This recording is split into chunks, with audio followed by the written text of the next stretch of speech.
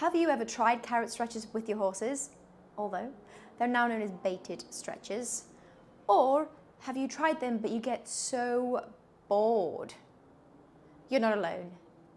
I've been there. My therapist used to come out, I'd be listening intensively, she'd leave me a report, which I might not understand. We'll get back to that in a minute. But she'd leave me the exercises, and a couple of things would happen. Either she would make them look so simple. I would try them, and all I would end up happening was I'd be chasing my horse around the box, sometimes getting my foot stood on. After the appointment, day 2 and day 3, I come out looking and feeling like Superwoman. I do my stretches after each ride and nothing. There's no audience, no one's there to watch me, no one's there to give me the pat on the back. So day 3 or 4, I stop doing them. Or sometimes it's because my horse has eaten the entire packet of carrots. 6 weeks later, my therapist comes back for a follow-up appointment and she asks me, so how are your carrot stretches? Are you still doing them? I can't be the only one alone here. Let's fast forward 8 years. I'm now a therapist. I've got my master's in chiropractic. I now understand the benefits of stretching. I go to my horse. I do the same thing that my therapist once told me 8 years ago. And guess what? Magically transformed. I do my stretches every single day for eternity. No. The same thing happened. I did them for maybe 2-3 days. I gave up. Why? So I started thinking.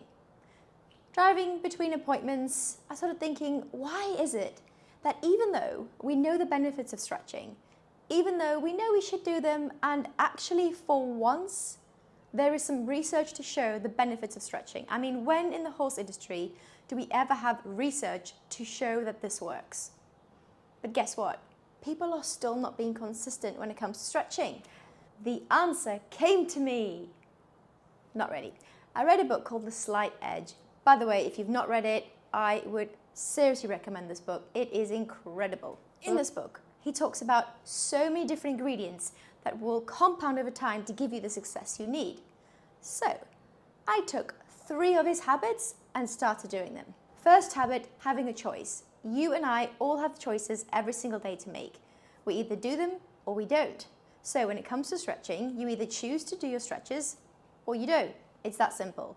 However, if you choose to not do them over time, you're going to see no difference in your horse. Compared to if you choose to do them 5-6 days out of 7, guess what? Your horse will transform. The second habit, mastering the mundane. So the reason people don't do these stretches is because they are so simple. What is it in our human brain? We know what's good for us, but yeah, we still do the opposite. And the same comes to stretching. It's so easy to do them, but it's also easy not to do them.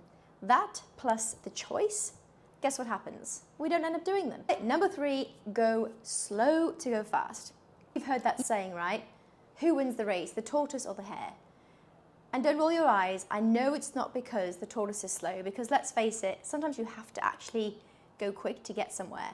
However, it's not the slow that tortoise did. It's the steady, consistent over time.